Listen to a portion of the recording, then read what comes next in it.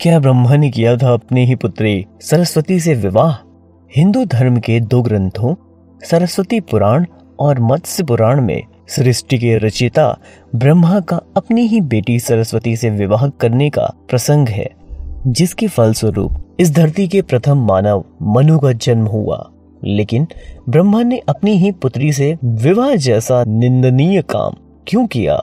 इसका जवाब जानने के लिए पढ़ते हैं पुराणों में वर्णित कथा। सरस्वती पुराण और मत्स्य पुराण में वर्णित कथाओं में कुछ भिन्नता है, इसीलिए आज हम आपको दोनों कथाओं से अवगत कराते हैं। स्वागत है आपका हमारे चैनल समय चक्र में। सरस्वती पुराण में वर्णित कथा।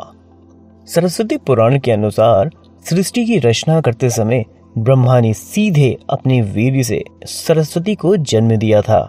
इसीलिए ऐसा कहा जाता है कि सरस्वती की कोई मां नहीं, केवल पिता ब्रह्मा थे।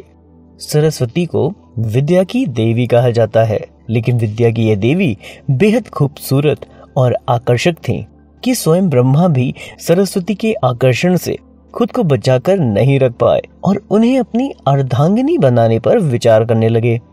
सरस्वती ने अपने पिता की इस मनोभावना को भांपकर उनसे बचने के लिए चारों दिशाओं में छिपने का प्रयत्न किया, लेकिन उनका हर प्रयत्न बेकार साबित हुआ। इसीलिए विवश होकर उन्हें अपने पिता के साथ विवाह करना पड़ा। ब्रह्मा और सरस्वती करीब 100 वर्षों तक एक जंगल में पति पत्नी की तरह रहे। इन दोनों का एक पुत्र भी हुआ, जिसका नाम रखा गया स्वयंभू मनु। मत्स्य पुराण में वर्णित कथा। इसके उलट मत्स्य पुराण के अनुसार ब्रह्मा के 5 सिर थे। कहा जाता है जब ब्रह्मा ने सृष्टि की रचना की तो वह इस समस्त ब्रह्मांड में अकेले थे। ऐसे में उन्होंने अपने मुख से सरस्वती सांध्य ब्राह्मी को उत्पन्न किया। ब्रह्मा अपनी ही बनाई हुई रचना सरस्वती के प्रति आकर्षित होने लगे और लगातार उन पर अपनी दृष्टि डाले रखते थे। ब्रह्मा की दृष्टि से बचने के लिए सरस्वती चारों दिशाओं में छिपती रहीं, लेकिन वह उनसे नहीं बच पाईं।